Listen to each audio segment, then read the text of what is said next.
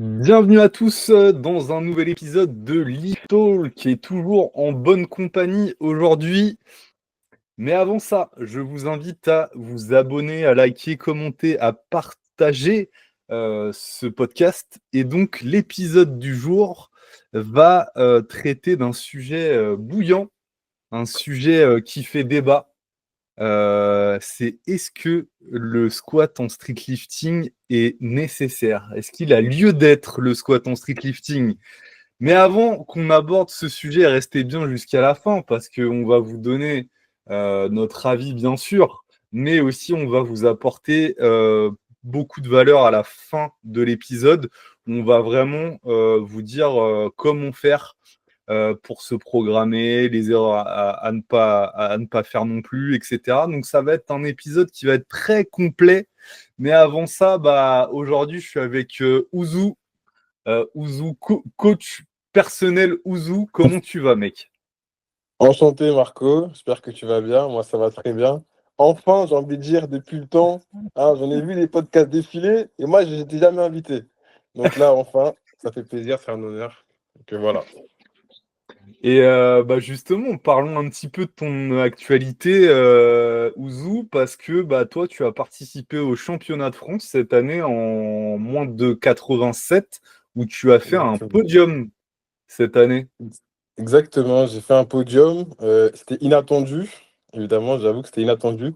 Mais la compétition s'est très bien passée. J'ai bien géré la fin de préparation, un bon picking, un bon taper. Je me suis fait aider par Fitmax. Et voilà, ça s'est très bien passé. Ok, et t'as fait combien là de total là? Je me posais la question avant l'épisode. J'ai fait 473,75 Et kilogrammes. Donc, voilà. et t'avais fait combien à Annecy Street Even, genre 3 mois avant? Non, à FNSL Sud-Est, Marco. Oui, FNSL Sud-Est. FNSL Sud-Est. Ouais. À Annecy, j'avais fait 443,5. J'avais un petit peu, Waouh. entre guillemets, j'avais un peu contre-performé. Mais voilà, du coup, c'est magnifique. Ouais, donc plus En plus 30, 30. Plus plus 30. 30 quoi. Ah ouais, le Ouais, mec, c'est ça. il a pas le temps, quoi. Il est pressé, il a pas le temps. Toi Enfin. aussi, toi aussi, Ouzou, pour ceux qui te connaissent pas, qu'est-ce que tu fais dans la vie maintenant? Alors, on a un indice avec le switch Oui, là, mais il y a un qu'est-ce indice. que tu fais là? Dis-nous. Je suis fraîchement diplômé du CQP Personal Trainer, donc, que j'ai fait à Annecy, chez Rudy Koya. Et du coup, maintenant, je me lance dans mon activité de coach sportif, du coup, à Basic Fit, donc en tant qu'auto-entrepreneur. C'est tout récent, hein, ça fait à peu près un mois que j'ai débuté, donc on commence tranquillement. Ok, et en parallèle de ça, du coup, tu donnes aussi pas mal de valeurs et des conseils en street lifting, notamment sur les réseaux, c'est ça? Exactement, ouais, j'essaie un petit peu apporter ce que je connais, apporter ce que j'ai appris sur ces dernières années, toujours apporter de la plus-value pour les gens, tout simplement. Ok, et toi d'ailleurs, Ouzou, donc là maintenant, tu es revenu sur Brest, C'est ça. et t'as quel âge toi maintenant, Ouzou? J'ai 27 ans. J'ai Ouais, 27 ans et c'est bon, 27 ans. je suis rentré sur la terre, T'es pas la rentré au terre bled, natale, gros. mais T'es rentré au bled. c'est ça. Ok, ça marche. Ben écoute, là aujourd'hui, moi je vous contextualise le truc. En fait, récemment, on a pu voir, on a pu écouter des pas mal de débats sur le squat. Est-ce qu'il a sa place en streetlifting? Pourquoi les streetlifters, ils ont le squat? Ça devrait pas exister, machin. Il y a carrément, et toi, tu avais carrément fait à un moment donné une vidéo qui a fait un petit peu polémique. Enfin, il y a eu des réactions en tout cas. Il y a des Et réactions, ouais. voilà. L'idée aujourd'hui, c'est un petit peu de clore le débat Ouais, et puis surtout de faire le tour de la question et aussi apporter de la valeur. Donc moi, ce que je te propose de faire, Ouzou, c'est dans un premier temps faire un petit peu l'historique parce que Là, on prend le street lifting 2025. Voilà, il y a du squat vraiment de powerlifting. Hein, c'est exactement le même. Hein, c'est du copier-coller. Mais avant ça, par quoi on est passé? Est-ce que toi, déjà, tu as une petite idée ou tu veux que je rentre directement dans l'historique? Vas-y, je te laisse rentrer dans l'historique. Ok. Et bah écoute, déjà à la base des bases, dans les années 2000, du coup, où, vraiment le street workout, il a pris de l'ampleur. Il n'y avait pas du tout les gens qui étaient impliqués dans les exos Ouais, dans les exos en fait de compétition, même à l'entraînement, les pratiquants n'entraînaient pas les jambes. Et puis, c'est vraiment vers 2015, je dirais que, il a été intégré sous différentes formes, notamment avec le goblet squat, avec souvent exactement, ouais. une kettle. Et puis, les années se passent, et puis plus récemment, en fait, maintenant, tu peux carrément voir des squats, mais par contre, sans équipement, en série longue, tu peux les faire high bar et low bar. Mais maintenant, le squat est même intégré, par exemple, dans les battles. Dans les battles Il de y a- Set and Rep, ouais. voilà, donc Yanis, d'ailleurs, si tu passes par là, tu me confirmeras bien l'info, mais je pense pas me tromper, vu que j'avais été au championnat de France l'année dernière et c'est ce que j'avais vu. Donc voilà, en gros, il y a une évolution et je dirais peut-être même une prise de conscience que ça pouvait être intéressant d'intégrer ce mouvement parce que bah, c'est cool quand même d'être complet dans la pratique. Et donc, voilà, ça a évolué. Et pareil, en street lifting, au début, en fait, ça a été intégré.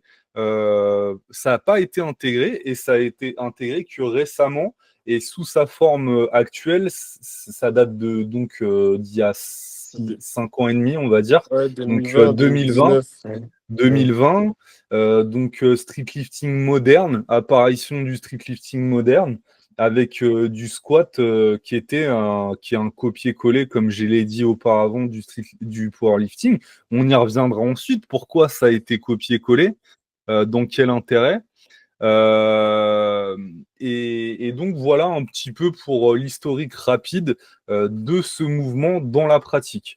Hein, vous savez, on vient plutôt du street workout, ça a dérivé sur le street lifting, et il y a un petit peu même de powerlifting. Il y a le powerlifting qui a intégré un petit peu quelque chose dans notre pratique. Et puis donc pourquoi le squat est central dans la pratique? Et peut-être que là, je vais te donner la parole tout de suite, Ouzou.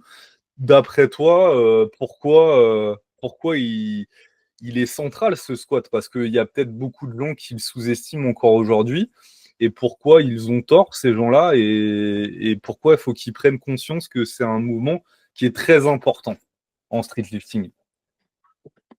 Le squat est central tout simplement parce que c'est le mouvement qui va t'apporter le plus de points sur ton total. Il va au moins faire 50% du total, au moins.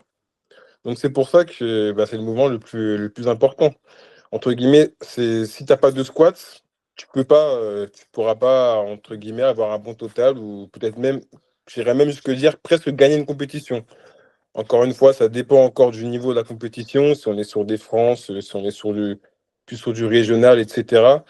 Mais c'est voilà, c'est la première idée de pourquoi le squat est très important. Et toi, d'ailleurs, t'avais fait combien là au France au squat? Moi, j'ai fait un squat à 235 en dernière barre. Donc voilà. Ok, purée, c'est solide. Eh bien, ouais, tu l'as dit. En fait, le poids dans le total, souvent, ouais, ça équivaut à 45-55% chez Mhm. les hommes du total, et parfois plus chez les femmes. Souvent, c'est encore plus important chez les femmes. Donc, retenez bien ça, les femmes. Euh, c'est aussi un exercice, bien sûr, qui complète la pratique de la force parce que on va Exactement. avoir un travail de la mobilité, des hanches, des chevilles, un travail de la chaîne postérieure. Et en Ça fait, crée on un va équilibre. exactement, c'est ce que j'allais dire, ça crée une harmonie physique entre le haut et le bas, puisque en street lifting, on a trois mouvements haut du corps et un mouvement bas du corps. Et ça crée aussi des physiques très équilibrés et esthétiques. Donc ça, c'est quand même très stylé. Et je dirais que c'est un argument de vente hyper béton pour la pratique du street lifting, où tous les gens, par Exactement. exemple, qui nous écoutent et qui hésiteraient à faire du street lifting et qui hésiteraient peut-être à intégrer le squat, eh ben, sachez que bah, c'est plus que nécessaire. C'est Il y a aussi, indispensable. voilà, il y a aussi, on pourrait peut-être l'évoquer, un transfert au niveau des autres lifts. Par exemple, il y a un gros travail du corps, COR, un gros travail du bracing. Merci. Et par exemple, peut-être que ça peut nous rendre, par exemple, plus stable aussi sur les dips, par exemple, des choses comme ça. Euh, Exactement, exactement. D'un côté, tout le gainage, il y a un côté toute la stabilité, c'est un ensemble. exactement. Euh, alors, ce que je voulais dire justement par rapport à tout ça, c'est pourquoi le squat est central et pourquoi peut-être aussi ça, c'est un faux débat de se poser la question est-ce que faut le garder, faut l'enlever? Bon, déjà, le sport il est établi, il y a déjà tous les mouvements. La question, c'est pas vraiment de se dire bon, est-ce qu'il faudrait qu'on enlève ou qu'on retire un mouvement? Là maintenant, vous le savez, depuis les années que vous nous écoutez, ça fait 3 ans que ce podcast existe. Et en fait, ce que vous devez viser, c'est vraiment votre progression au squat, améliorer son squat, comment. Et ça, d'ailleurs, on va vous le détailler après, donc restez bien jusqu'à la fin. Et puis, donc, voilà, c'est un faux débat, en fait. Euh, Exactement. et pour moi, le fait de négliger le squat, c'est se tirer une balle dans le pied. Par exemple, si on veut atteindre des classements sur n'importe quelle compétition, parce qu'on voit, en fait, limite, en fait, il y a encore ce truc qui persiste de dire ah ouais, il y a le squat, bon, ok, c'est pour faire complet, c'est pour que ça soit complet, mais vas-y. Je trouve ça quand même un peu plus stylé. Moi, par exemple, les mouvements de tirage, je trouve ça un petit peu plus stylé. Moi, le squat, c'est pas vraiment un truc sur lequel je vais focus à mort. Et je sais pas si toi, tu vois, Ouzou, un petit peu la propagande que je fais sur les réseaux par rapport au squat. Mais en gros, je fais bien comprendre aux gens à quel point, en fait, c'est important d'être bon, en fait, sur ce mouvement. Et j'ai l'impression, et je sais pas si tu partages ce sentiment, que même encore aujourd'hui, en juin 2025, les gens, en fait, ils n'ont pas conscience que c'est important ce mouvement et que limite, si jamais un jour on l'enlève, ils seront contents, quoi. Bah, malheureusement, ouais, on voit encore beaucoup ça, je trouve, même en salle de sport. Moi, c'est à Basic Fit. Les gens, les street lifters, c'est vrai qu'ils ont du mal à passer ce cap de il faut vraiment que je m'entraîne au squat, il faut vraiment que je devienne fort au squat parce que j'ai encore l'impression que c'est un mouvement qui les fatigue et ils n'aiment pas ça. Après, est-ce que je peux le comprendre? Non, parce que, encore une fois, c'est un mouvement qui va être très important. Est-ce que je peux comprendre qu'ils n'ont pas envie de le faire comparé à des dips, à des tractions, à des muscle-up? Peut-être oui. Pourquoi? Parce que déjà, ça demande beaucoup plus. Enfin, c'est quand même plus difficile de squatter. Ça demande, moi, je trouve que ça demande beaucoup plus d'énergie, beaucoup plus de stress. Donc, je comprends que c'est un mouvement qui est, on peut y aller entre guillemets un peu plus à reculons. Je sais pas ce que tu en Mm. penses. Ouais, Pour ma c'est part, clair. c'est, Mm. enfin, et encore, moi, c'est pareil. Moi, je sais que quand j'ai une séance dips squat, je sais que le squat, ça va pas être qu'une partie de plaisir, alors que j'adore ce mouvement. J'adore ce mouvement. Mais voilà. Donc, Ouais, tu les comprends aussi. Et d'ailleurs, même moi, et je te rejoins là-dessus, c'est énergivore, c'est chronophage. exactement. Ça prend du Exactement. temps, ça prend de l'énergie. C'est même, on pourrait dire, chez certaines personnes, même, il y a un sentiment d'oppression au squat. Tu as quand même une barre sur le Ouais. dos. C'est peut-être pas le plus agréable, en tout cas au début. Et je dirais que c'est un mouvement, en fait, qu'il faut apprivoiser avec le temps. Je pense que au début, quand tu squattes, tu prends jamais vraiment de plaisir en fait à squatter au début. Et je trouve que le plaisir vient vraiment dans un second temps quand tu as maîtrisé vraiment bien le Exactement. mouvement et quand Exactement. tu te vois progresser, que tu te sens solide, que tu as plus. Exactement. Et je pense qu'aussi le squat, vu que tu as une barre sur le dos, il y a aussi ce truc ouais, d'oppression, je le disais, mais ce truc aussi psychologique. Je trouve que le squat, c'est très psychologique, enfin, par Mhm. rapport aux autres mouvements. Mhm. Et il y a toujours cette peur, tu vois, en interne, de dire ouais, putain, je vais pas réussir à remonter, je vais Mais m'écraser, je c'est vais, marrant tu que tu vois. dis ça. C'est marrant que tu dis ça parce que juste hier, je mettais une story, je mettais un TikTok où en fait j'ai enlevé les sécurités et je disais, bon là, si je rate ma barre, je peux finir écrasé sur la barre. Et ça, c'est le seul mouvement en streetlifting qui peut causer cet effet-là. Donc c'est vrai qu'il y a un peu ce fait de bon, là, il faut que je réussisse, etc. Ouais. Et je trouve que, tu vois, quand on arrive sur certaines charges, c'est des gros. Alors, sur tous les mouvements, c'est des paliers psychologiques, mais genre au squat, t'as vraiment, t'as des sueurs froides, quoi. T'as la petite goutte qui tombe là, avant de. Parce que t'as peur, ça te fait littéralement peur, quoi. Certaines barres, elles sont stressantes, elles sont Oui, ça fait angoissantes, peur, même, tu vois. faut le dire, Et, c'est vrai. et je trouve que, par exemple, aux tractions, bah, t'as moins ce truc-là, tu vois. Bon, bah, ça monte Exactement, pas, bon, bah, vas-y, je reste en bas, de toute façon, donc ça va. exactement, exactement, Donc, exactement. on vous comprend par rapport à ça, mais moi, je trouve ça beau aussi de prendre sur soi, d'apprendre à apprivoiser, de dominer. Je parle souvent de domination de la barre au squat. Genre, dominer vraiment la barre, visualiser, etc., qu'on est solide, enfin, bref, voilà. En tout cas, tout ça pour dire qu'on vous comprend, que des fois, surtout au début, c'est pas facile. C'est un mouvement qui est pas facile, mais en fait, il faut s'accrocher. Euh, donc, moi, ce que j'aimerais voir avec toi, c'est justement, bon, bah maintenant, on a fait le tour. On a abordé justement les idées reçues, le pourquoi le squat est central, l'historique aussi du squat. Et maintenant, moi, j'aimerais parler avec toi justement du setup au squat. Qu'est-ce qui est Mhm. nécessaire pour un bon setup? Qu'est-ce qu'il nous faut pour qu'on soit dans des bonnes conditions, que ce soit en termes de matériel présent à la salle, et je pense qu'on fera dans un deuxième temps le matériel qu'on doit avoir nous, qu'on doit ramener. Ok, d'accord. Bon, bah, c'est tout simple, hein. Tu as des infrastructures solides, c'est le plus important.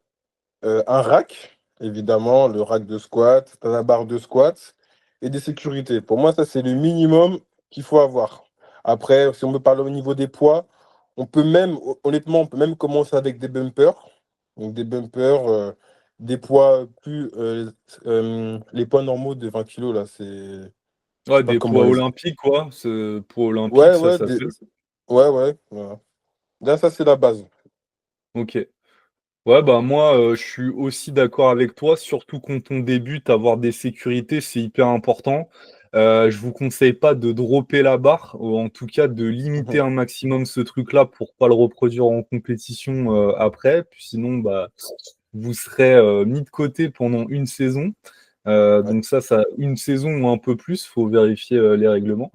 Et donc, ouais, les poids, c'est pareil. Ouais, commencer sur des bumpers, je trouve aussi que enfin, je veux dire, ça a son intérêt. Quand on s'entraîne dans un basic fit, je trouve que les poids en dur, pas les bumpers, mais les poids Mhm. normaux olympiques, Mm. je trouve que ça fait vraiment le taf. Et Oui, moi, je oui, dirais oui. que les barres, c'est pareil. Peu importe quand on débute, surtout la barre qu'on va avoir. Je sais que dans les Basic Fit, il y a deux grands types de barres. Il y a des Oui, barres d'haltéro noires qui ouais. sont assez flexibles, Plus fine. avec un diamètre voilà, plus fin. Ouais. Et puis les barres grises plus standards, qui sont donc là un peu plus larges, mais beaucoup plus rigides au niveau ouais, de la Du whip. rigidité, et Ouais. vous n'allez pas aller avoir de whip. Donc au début, en gros, mettez-vous en sécurité et faites pas trop attention à ce que vous allez utiliser comme matos. Et puis, plus vous allez avancer dans la pratique, plus en fait tous les paramètres, faudra peut-être les optimiser.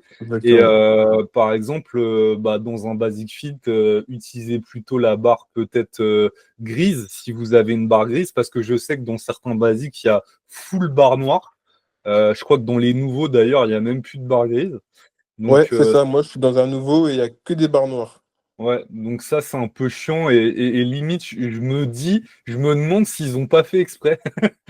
Bah moi, tu vois, Marco, je préfère ces barres-là. J'ai toujours pris Ok. l'habitude de squatter avec les barres qui sont plus fines. Voilà. Et alors, le désavantage de ces barbes, on l'a dit, c'est que quand vous avez du lourd, c'est Ouais, qu'elles créent un rebond. Et en ouais, fait, ça peut désancrer du dos, ça peut faire que vous allez rouler, la barre va rouler sur ouais. votre haut du dos, des choses comme ça. Donc, ça peut être un petit peu relou. Mais ça, c'est quand vous avez atteint déjà un assez bon niveau. Je dirais qu'elle commence vraiment à whip à partir de 200 80. peut-être, hein, ouais, 200? Ok. 180, 200, ouais, Ok. 180, 200, je pense. Et puis après, donc si vous n'avez pas d'autre choix que de rester dans un Basic Fit ou un Fitness Park, bah let's go, hein. Vous avez peut-être pas de salle à disposition. Par contre, par exemple, vous habitez à Brest, je fais de la pub, hein. Vous allez à Athletic Camp. Athletic Camp. Et du coup, là, vous aurez du matos full calibré, des Ouais, barres, ce qu'on appelle des power bars, donc vraiment des barres de ouais. force, de powerlifting, vraiment très, très rigides, avec Mhm. un molletage au milieu pour vraiment agripper le dos quand vous êtes surtout en low bar. Enfin, donc vraiment des barres adaptées, des poids adaptés. Et moi, ce que je vous conseille de faire, c'est que quand vous avez atteint un certain niveau et que vous entraînez avec des gens, j'insiste bien là-dessus, ce qui peut être intéressant, c'est d'enlever les sécu, que vous soyez à Basic Fit ou dans d'autres salles, et justement, peut-être demander aux gens de vous parer. Donc, par contre, il faut qu'ils soient à l'aise avec ça. Si ils n'ont jamais fait de leur vie et que vous avez votre PR à passer, je vous déconseille. Je Ouais, vous donc là, conseille de... attention, faut prendre des pincettes avec cette info. Faut quand même le faire avec des gens Et ouais, qui, c'est ça. qui savent déjà squatter, parce que si tu fais avec des gens qui savent squatter, ils seront normalement parés. Donc, faut pas faire n'importe où avec Ouais. n'importe qui. Exactement, c'est pas, moi je vous conseille pas de prendre une personne comme ça dans la salle que vous connaissez pas. C'est vraiment avec ses potes d'entraînement, des gens aussi qui vous connaissent, qui pratiquent, comme a dit Exactement. Ouzou. Et ça peut vraiment être très dangereux. Il y a enfin même autour de moi, il y a des accidents qui ont déjà eu lieu, des gens qui se sont niqué les doigts parce que la barre ou cassé un poignet. Enfin, ouais, ça peut vraiment. Ça peut être très Euh, critique, ouais. ouais, le squat, faut pas rigoler avec ce mouvement-là. Faut pas que vous preniez de risques, vraiment pas. Donc, on l'a dit, si vous avez accès à une salle où il y a une salle de force, où il y a du calibré et tout, bah franchement, allez-y, hein, parce que vous allez être dans les conditions idéales pour progresser. Et puis maintenant, on peut peut-être aborder la question du matériel, parce qu'il y a Ça souvent aussi. des questions par rapport à ça. Et d'ailleurs, je crois que tu as fait un sondage récemment. Est-ce qu'il faut mettre les équipements ou pas? Ou je sais plus ce que tu avais dit. J'ai fait plusieurs réels sur les équipements, est-ce que avec, est-ce que sans. Ouais, j'ai fait ouais, plusieurs. Et donc, il y a toujours cette question, à partir de quand je m'équipe, Ouzou? Mhm. À partir de quand je m'équipe? Alors là, c'est une bonne question. Moi, j'ai envie de dire, si tu débutes le street lifting, ça va pas être important de t'équiper au début. Je pense qu'il est important de construire un squat plutôt solide. Bon, solide, c'est relatif, mais c'est important de construire des bases solides sans équipement, construire ton vrai pattern de mouvement, etc., sans genouillère, sans ceinture, apprendre à être solide avec une barre sur le dos sans avoir d'assistance au niveau de ton gainage, etc. Ensuite, tout va dépendre de tes objectifs aussi. Si tu penses, tu as envie d'aller faire des compétitions plus tard, évidemment, il va falloir que tu augmentes ton squat. Donc pour augmenter ton squat, ça va être plus logique de venir, prendre des assistances telles que des genouillères et la ceinture. Donc tout dépend en fait de ton objectif et du temps que tu as passé et du temps, que tu as, enfin et combien de temps et depuis combien de temps tu fais du squat en fait, tout simplement.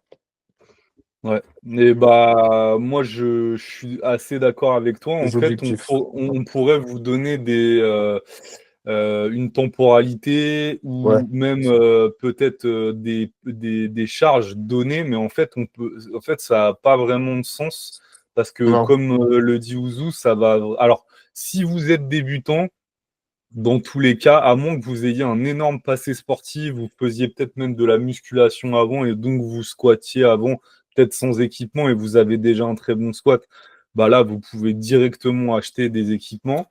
Euh, et moi, je dirais, les équipements, ça, c'est un accélérateur en fait, plutôt oui. que Oui, oui, une oui. aide. Et puis aussi, c'est une sécurité. Parce que quand vous allez arriver, sur certaines charges, quand même, je trouve ça important. Moi, d'ailleurs, quand on me pose la question, quel est l'ordre, dans quel ordre de priorité je dois acheter mes équipements? Bah, moi, je dis toujours, commence par une ceinture, et après des genouillères. Parce que, pour moi, la ceinture et le dos, c'est hyper, Mmh. hyper important. À Mmh. moins que, toujours, je mets de la nuance, à moins que peut-être toi, tu es fragile des genoux, tu as peut-être des petites gênes, des petits trucs. Donc là, par contre, c'est pas normal que même en faisant du squat, tu as mal au genou. Donc faut peut-être creuser, peut-être qu'il y a une cause et que, faut pas mettre un pansement sur une jambe de bois, faut pas, mettre des genouillères pour, masquer ce truc-là, parce qu'il y a un truc, beaucoup C'est plus clair. important. Mais les genouillères aussi ont un rôle, au niveau du réchauffement de l'articulation, Exactement. de Mmh. la proprioception. Et des fois, déjà, rien que le fait d'avoir, l'articulation au chaud, surtout en hiver, bah, ça peut éviter des gènes, des mauvaises sensations et tout, et sans même que ça aide vraiment sur les performances, quoi, tu vois. Même Exactement. des, Mmh. même des genouillères genre, Décathlon ou des trucs comme ça. Donc, moi, je dirais la ceinture. Après, je dirais les genouillères. Et Les après, genouillères. Mmh. les bandes de poignet, par exemple, ça, je trouve que ça peut être aussi important, surtout si tu squattes en low bar. Ne serait-ce que pour, pareil, l'aspect prévention, réchauffer l'articulation du poignet, avoir un meilleur maintien. Mais ça ne veut pas dire que si, au back squat, tu as l'impression que tu maintiens toute la barre avec tes mains, avec tes bras, et que tu as super mal, au poignet ou au coude, parce que ça arrive souvent chez les débutants, ils n'arrivent pas à bien placer la barre. Bah, le problème, c'est juste Pas parce que ça qui va sauver. la barre, Ouais. elle est mal placée, tu vois, c'est juste Mmh. ça. Mmh. Mais pour moi, l'ordre, en tout cas, d'importance, c'est ça.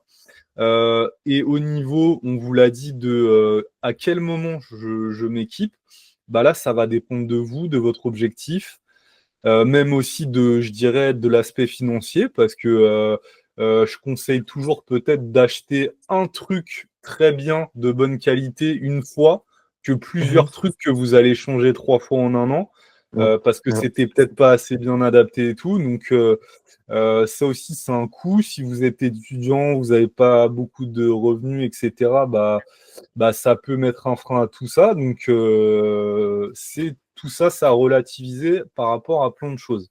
On n'a Donc, pas parlé aussi, je voudrais juste revenir sur un vas-y, équipement, vas-y. parce que moi, dans ma salle, je vois beaucoup de gens qui font cette erreur-là. Les chaussures, c'est hyper important. On Ouais. voit des gens qui vont squatter avec des chaussures de running ou des chaussures de ville, enfin ouais, des Mm. chaussures de ville, et c'est vraiment pas optimisé. Essayez d'avoir la semelle qui est vraiment une semelle plate, ok? Pas une semelle qui est, vous avez le pied qui est un petit peu, qui est pas stable du tout, tout simplement. Moi, le nombre de gens que je vois, quitte à squatter pieds nus, à la limite. Ouais, Vraiment, c'est ce ouais, que j'ai envie de dire. ouais. Donc, pensez aussi à acheter des chaussures, soit des chaussures d'haltérophilie, si vous avez un petit manque, par exemple, un manque de mobilité, ou alors tout simplement des chaussures plates pour avoir Mm. le pied bien au sol. Ouais.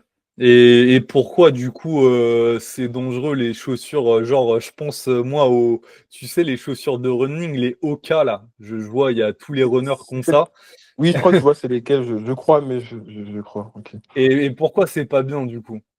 Est-ce que c'est parce que est-ce que déjà c'est super mou déjà, t'as aucune stabilité, t'as ton pied qui se balade un petit peu partout, donc bah voilà, tu peux pas être solide avec ça tout simplement en fait. Et Ouais bah ton pied il sait même pas sur quoi il est posé, donc c'est ça.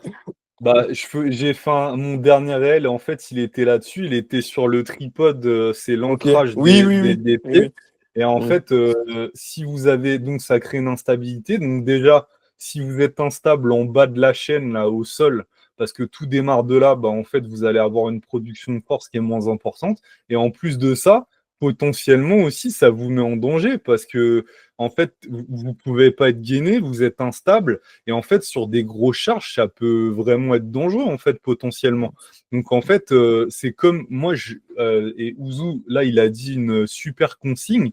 C'est que, par exemple, si là, vous squattez et tout, et que vous avez que des running, vous n'avez pas de chaussures plates et tout, bah, effectivement, squattez en chaussettes. À la Parce que limite. parce que ça sera. Et même si vous manquez de mobilité de cheville, par exemple de dorsiflexion, bah, Qu'il existe. squattez en chaussettes limite. Et après, Ouais. vous verrez pour soit améliorer votre mobilité, ou si vous l'avez amélioré, mais qu'il y a toujours un manque d'amplitude, bah là, peut-être passer sur des lifters avec un drop. Ou si vous avez aucun problème, bah, passez à plat, donc soit avec des slippers, soit avec des chaussures plates. Moi, tu sais quoi? Je sais qu'il y a beaucoup de gens qui utilisent des slippers, mais moi, ce que j'aime pas dans les slippers, c'est qu'il y a toujours ce truc quand même de, il n'y a pas un super maintien. En fait, Alors le c'est pied, il peut vraiment s'écraser que vers tu dis, l'intérieur ou vers c'est marrant, l'extérieur. Marco. C'est vrai. Je regarderas mes stories quand je squatte. Tu peux regarder mon pied. C'est vraiment choquant. On a l'impression qu'il s'appuie vraiment, il s'affaisse sur le Mm. côté et c'est vrai que c'est pas terrible. Donc c'est Et vrai en que sur ça, je suis partagé, vraiment. Et en fait, alors il y a des nouvelles, enfin une nouvelle marque là, c'est, je sais plus, alors je sais plus c'est quoi le nom. Vous m'excuserez, vous le mettrez en commentaire le nom parce que je l'ai pas. Des chaussures très légères, mais qui sont un petit peu type slippers, mais avec plutôt un maintien. Il y a des lacets et tout, il y a un maintien quand Oui, même. Et souvent elles sont blanches. Enfin, il y a beaucoup de ok, gens qui les ont en blanc. ok. Bon. Et après, moi, ce que je conseille, et ce qui est pas trop cher et tout, c'est plutôt tu sais, des trucs genre des Vans. C'est la Ouais. ceinture, elle est hyper rigide, elle est hyper dure. Et du Mhm. coup, bah, t'as une grosse stabilité et t'as ce truc que ton pied, il est maintenu, il n'y a pas un Ouais. affaissement Ok, sur les côtés. ok. Ça peut être une alternative. Après, c'est peut-être un petit peu moins stylé parce que je sais que le style est malgré tout important. Euh, mais peut-être que les autres chaussures qu'on a citées, donc je connais pas la marque, là, elles sont mieux. Donc ouais, il y a les chaussures, j'ai complètement oublié. Et moi, je rajouterais un petit truc que je vois extrêmement rarement en street lifting. Et pourtant, j'ai fait la propagande depuis longtemps de ce truc-là. C'est le protège-dents. Ah, Euh, Marco, parce c'est que vrai. Ouais. bah, parce que parce qu'il y a des mecs, ils vont rigoler, ils vont dire, mais attends, on fait des sports de combat ou on fait du street là? Bah, en fait, renseignez-vous et justement, ça, vous pouvez gagner en stabilité justement et donc en développement de force en ayant un protège-dents. Et en fait, le fait aussi, je vais pas m'attarder sur le truc, mais le fait de serrer aussi les dents de manière symétrique, alignée, on va dire, il y a aussi un développement de force qui se crée par rapport à tout ça. Mais il y a un équilibre au niveau de la mandibule. Je vous conseille d'aller voir un petit peu plus en détail si ça vous intéresse. Donc ça, le protège-dents, c'est un truc qui est très utilisé en power, aussi en Ouais. strongman, Ouais. mais très peu en street Un lifting. street, ouais. Ouais, Parce ok. que je pense que les mecs, ils Oui, veulent oui. pas, déjà qu'il y a trop d'équipements, alors en Ouais. plus mettre un protège-dents, bientôt on va mettre une armure, un truc. Donc voilà, pour ça. Et donc, on a fait le tour au niveau des équipements. Et donc, au niveau maintenant, peut-être de la programmation, parce que je vous ai dit que ça allait être intéressant par rapport à ça. Et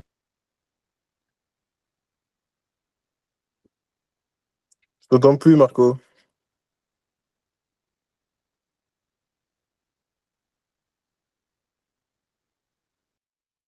est-ce que tu m'entends là? Ouais, nickel.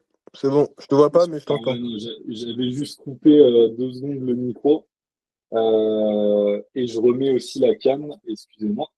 Donc, euh, par rapport à tout ça, il y a donc tout l'aspect programmation, je le disais. Donc, toi, coach Ouzou, qu'est-ce que tu préconises de faire, par exemple, si on est débutant, en termes de disposition, par exemple, dans la semaine? Combien je fais de squats et ça serait quoi un petit peu les formats que je vais faire? Alors, en termes de disposition, moi, je pense que ce qui est important, le minimum, pardon, le minimum, ça va être une fois, mais moi, je préconise 2 squats à la semaine. Ça me permet largement suffisant pour voir une courbe d'évolution. Moi, comment je fonctionne, comme j'ai atteint, entre guillemets, une technique qui me permet de pouvoir fonctionner comme ça, je vais être sur un squat plutôt lourd. Et le deuxième, je vais le prioriser sur plus un aspect technique, donc tout ce qui peut être des différentes variantes, comme du tempo qui peut être très intéressant, du posé, voilà, on peut retrouver du stato, il y a plein de variantes, voilà. Donc je priorise plutôt un lourd et un technique. C'est ce qui me paraît Ok. basique. En termes de rep range et en termes de série, sur ces 2 squats-là, tu préconiserais quoi? Alors, moi, ça dépend encore à quel niveau on parle. Moi, je sais que sur du lourd, il faut pas être sur plus de 3 à 4 séries. Ça me paraît largement suffisant. Après, c'est discutable.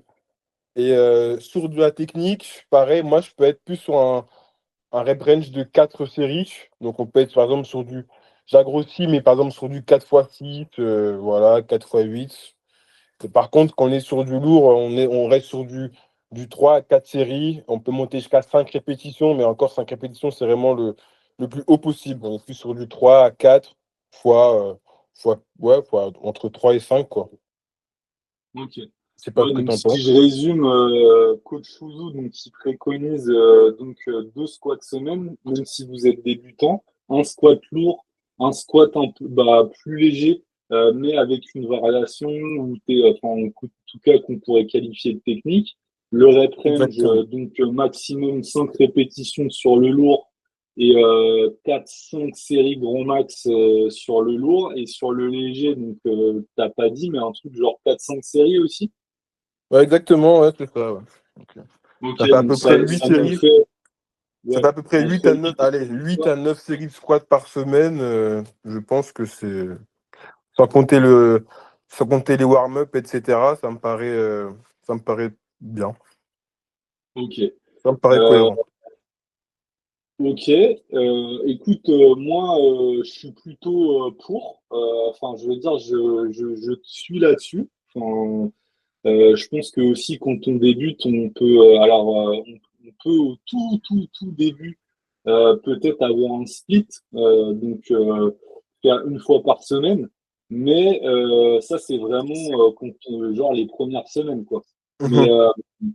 mais je pense que même si tu as un tout petit passif de muscu et tout, tu peux commencer donc avec 2 squats, je suis d'accord avec toi, et un squat plutôt lourd et un squat en gros plutôt léger, si on pouvait le résumer comme ça. Moi, le nombre de séries, ça me paraît cohérent.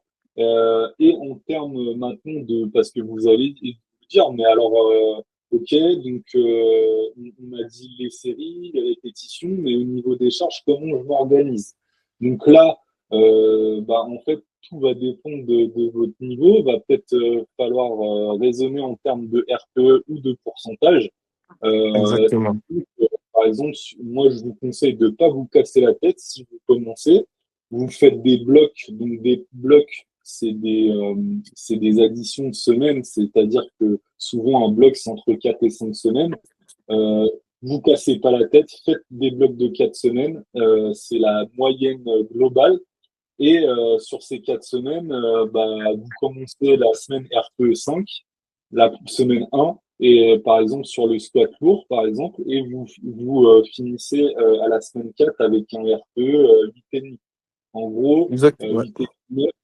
8,5. Donc voilà, et vous le faites évoluer sur les 4 semaines comme ça, le RPE. Donc le RPE, pour ceux qui ne savent pas, c'est une échelle de ressenti de la difficulté. Il y a plein de tableaux de correspondance qui sont sur Internet. Je vous invite aussi à aller voir là-dessus. Et donc, vous pouvez vous programmer facilement en fait là-dessus. Donc ça, c'est pour les débutants. Les débutants, en fait, vous cassez pas la tête. On essaie toujours, même au début, ouais, mais tu penses que je devrais faire nanani, nanana. Et, franchement, faites simple. Squat de compète en primaire, donc le squat numéro 1, squat numéro 2 secondaire, donc plutôt une variation, par exemple un tempo posé ou juste imposé selon vous, vos défauts techniques. Si vous n'arrivez pas à maintenir bien l'excentrique et tout, souvent c'est le plus gros défaut qu'on Exactement, retrouve. ouais. Ouais. Ça peut être intéressant. Et même, j'ai envie de dire, si vraiment vous avez du mal avec ça et que vous avez un squat qui est pas beau, moi, je vous conseille de peut-être justement faire deux squats variations, en fait. Ça peut être intéressant. Exactement, c'est clair. Exactement. Difficile pas. Ouais, je suis obligé de faire un squat. Je suis obligé de faire un squat couple. En fait, vous pouvez aussi faire deux squats variations. Donc ça, c'est pour les débutants et pour les confirmés. Là, en fait, vous allez pouvoir garder cette configuration-là parce que les choses les plus simples, c'est celles qui fonctionnent le mieux, hein. Souvent, on veut tester des méthodes, des variations exotiques et tout, et en fait, on voit que ça fonctionne pas forcément. Et donc, eh bien là, quand vous êtes, je dirais, moi, je peux même donner des chiffres parce que si vous êtes en gros en moins de 80, donc ça veut dire que vous êtes dans la moyenne au niveau des poids de pas.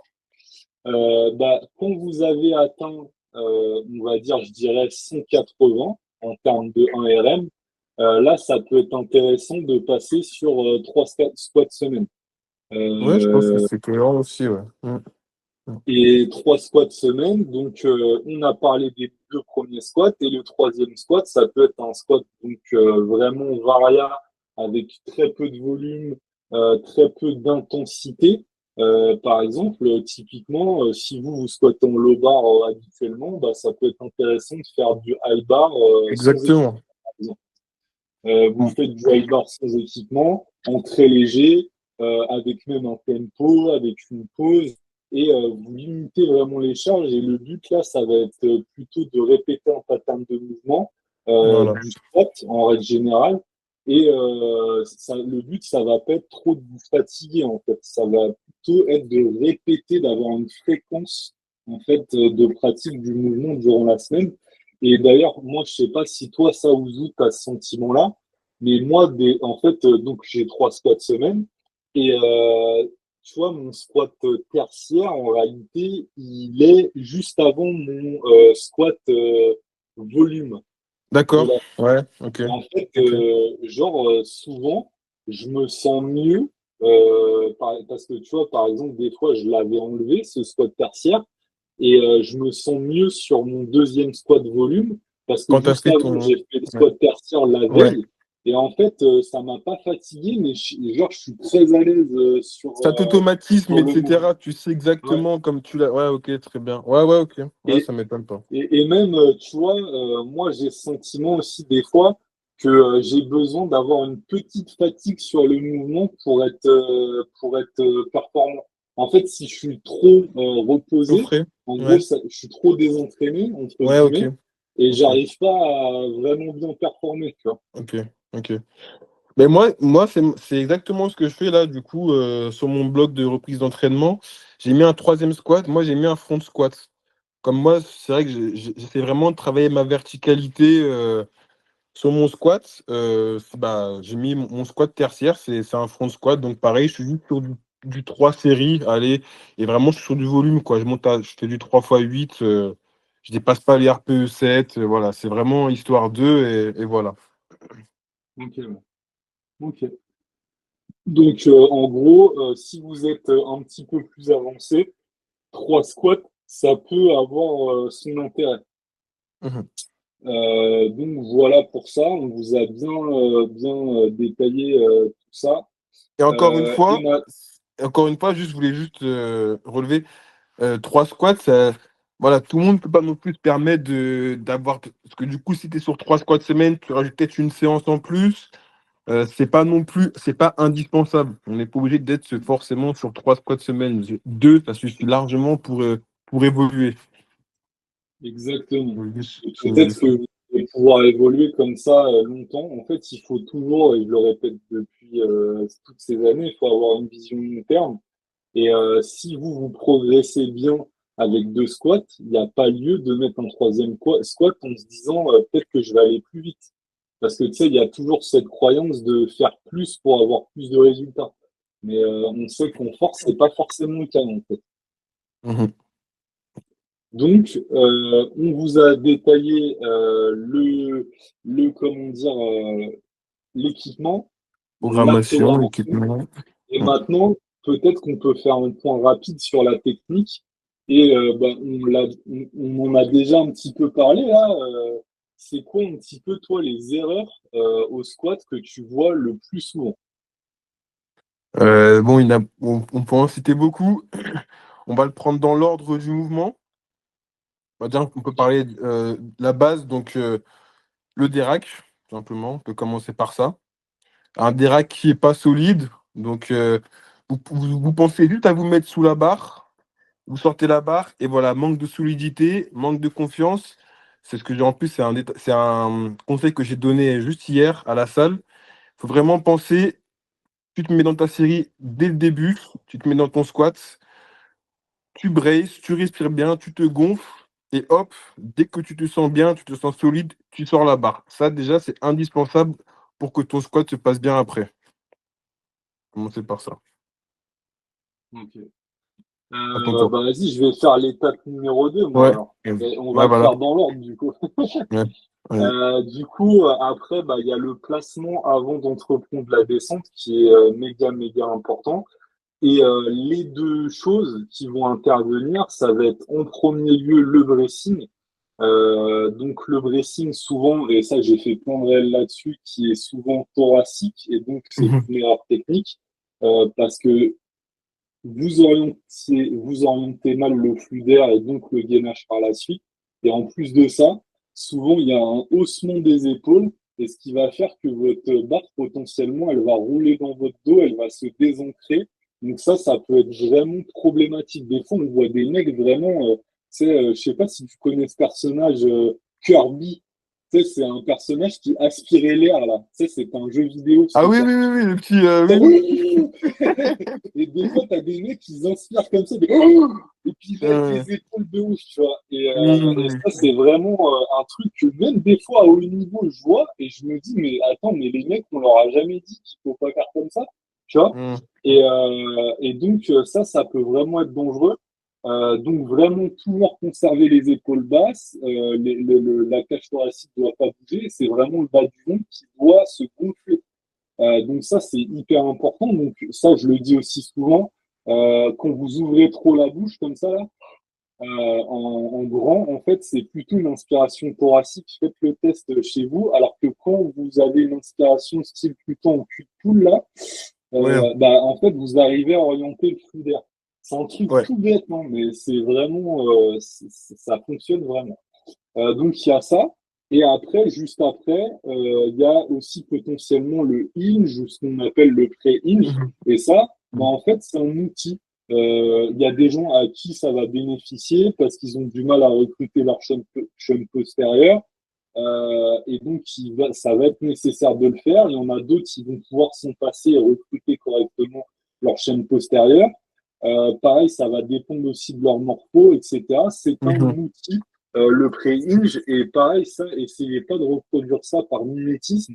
Si vous avez vu quelqu'un faire comme ça, en fait, peut-être que vous en avez pas besoin, en fait. Ouais, Mhm, mhm, Euh, En fait, il y a plein de manières de squatter. En fait, il y a plein de manières de squatter.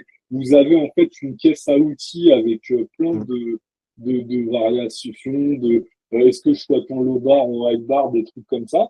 Bah, c'est à vous après de faire le test et de voir ce qui vous correspond le mieux, le truc sur lequel vous êtes le plus à l'aise, qui vous aide à le mieux performer en sécurité.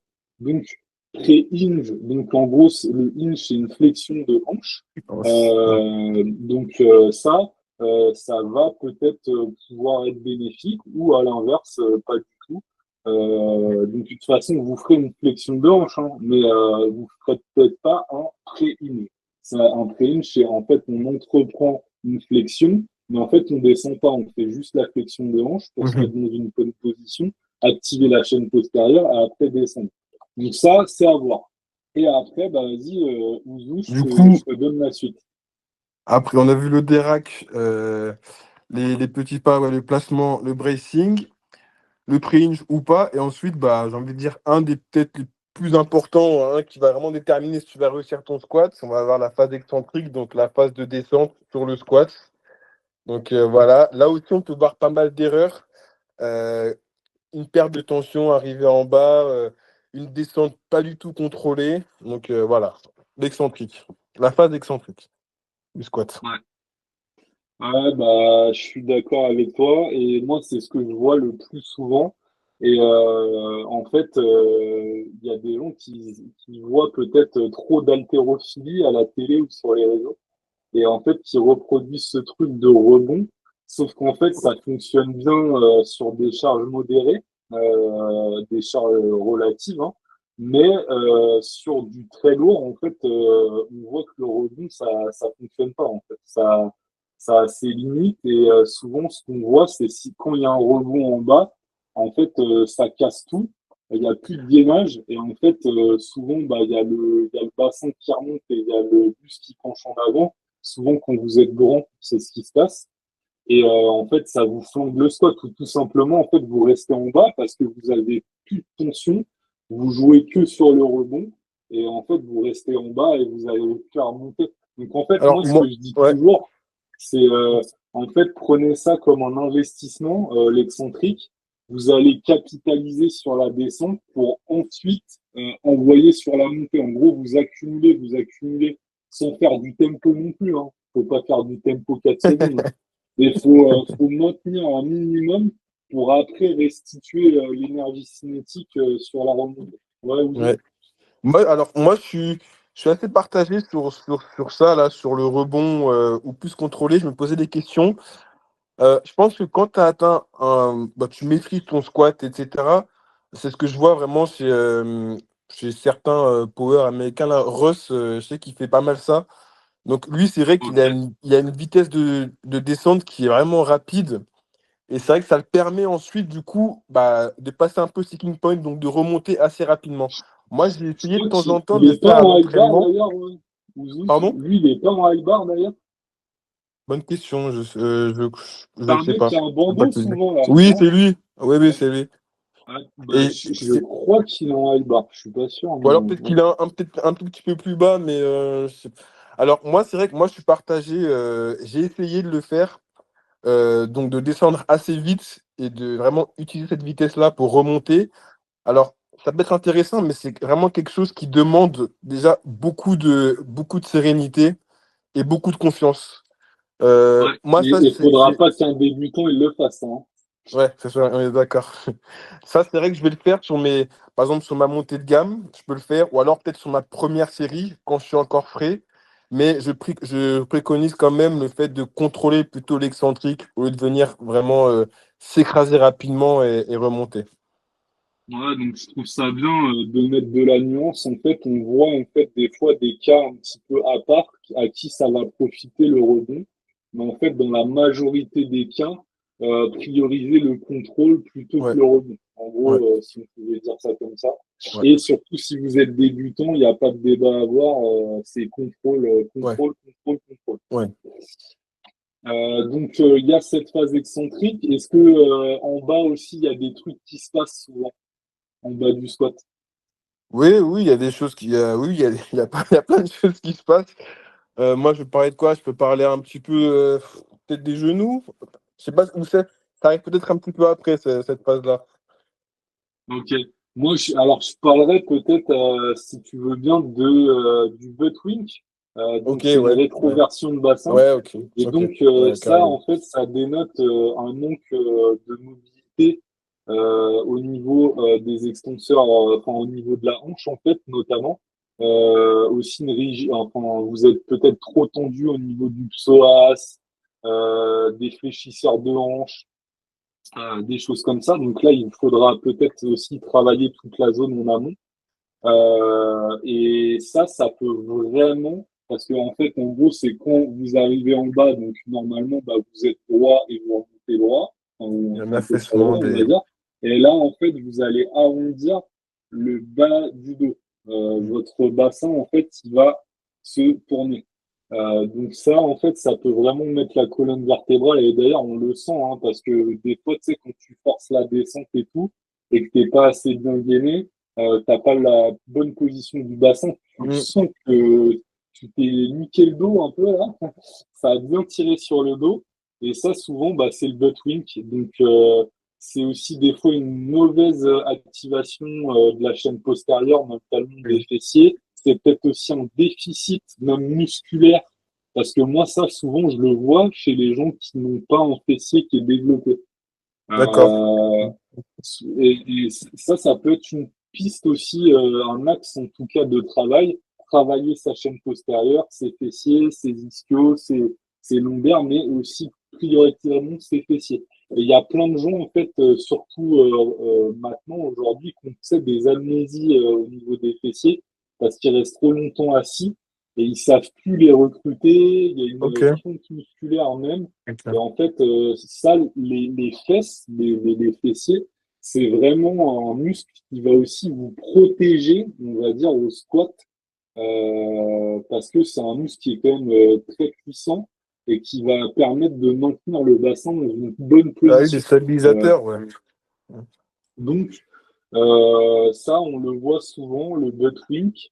Donc aussi, qu'est-ce qui peut, pour vous donner d'autres pistes, c'est, je dis toujours, bah, peut-être quand tu descends, peut-être que justement, tu n'as pas cette conscience de la position de ton bassin et donc contracte peut-être hein, les fesses pour neutraliser un peu plus, voire peut-être Mhm. mettre limite en rétroversion pour exagérer peut-être un petit peu au début Ouais, et ouais, essaye ouais, de ouais. maintenir Mhm. cette neutralité du bassin sur la descente.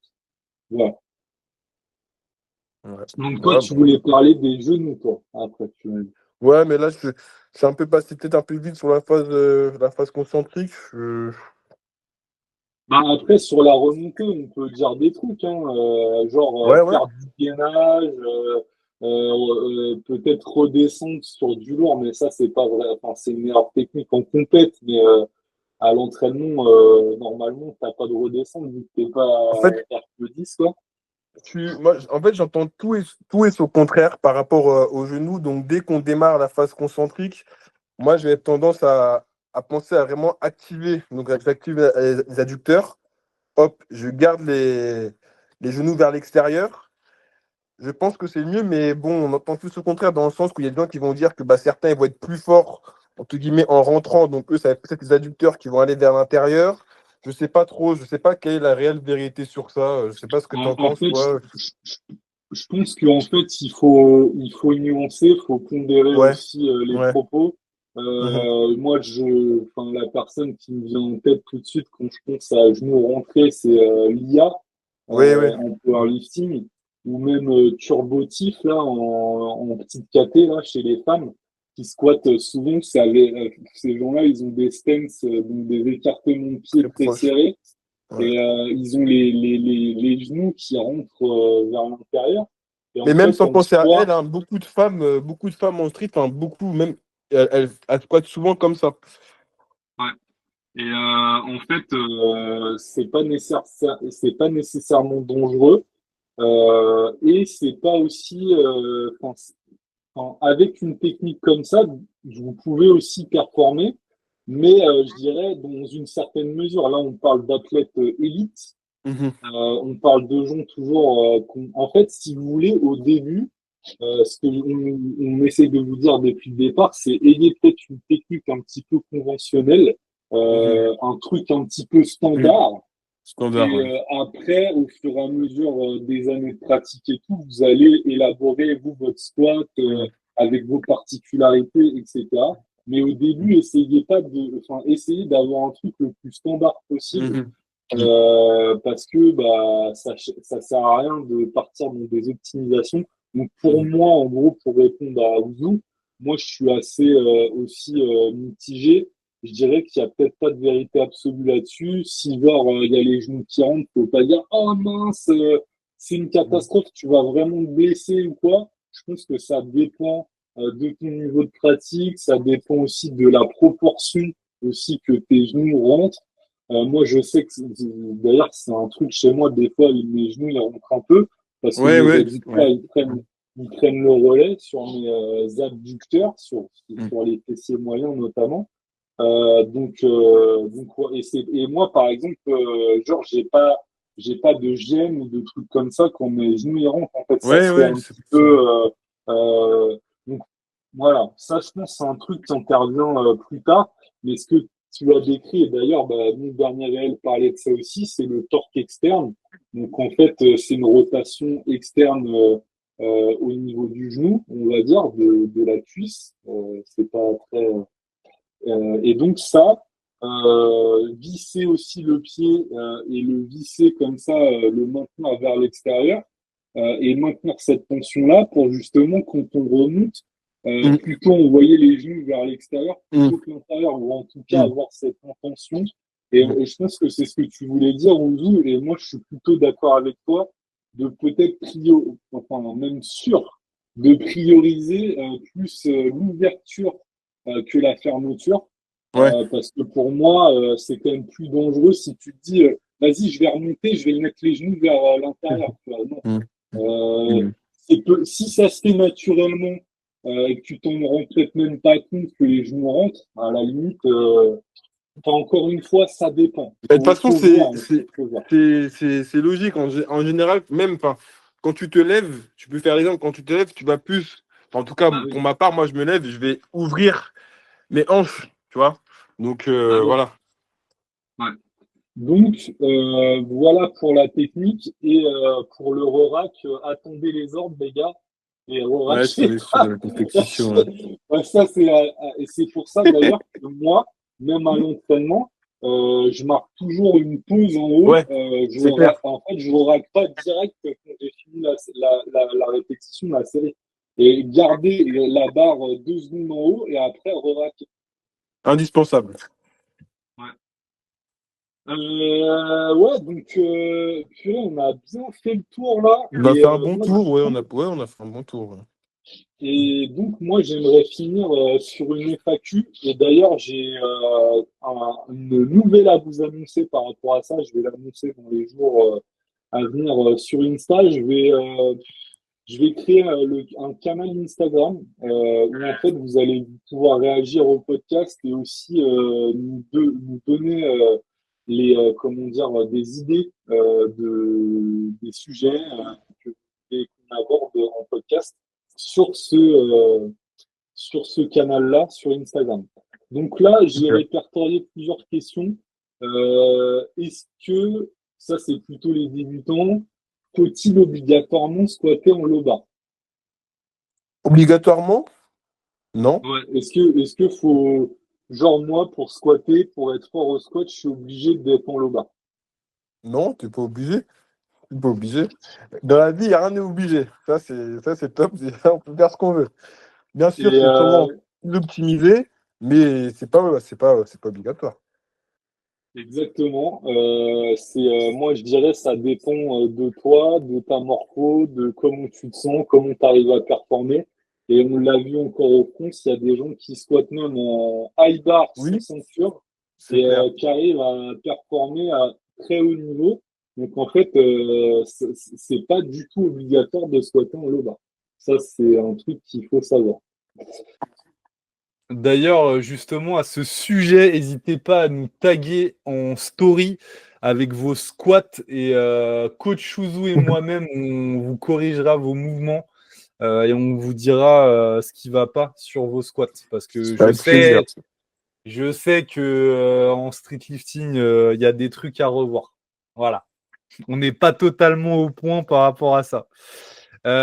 Donc, franchement, on a bien déblayé le truc. On a parlé pendant un bon moment de la technique, des équipements, des erreurs, de la programmation, de l'historique.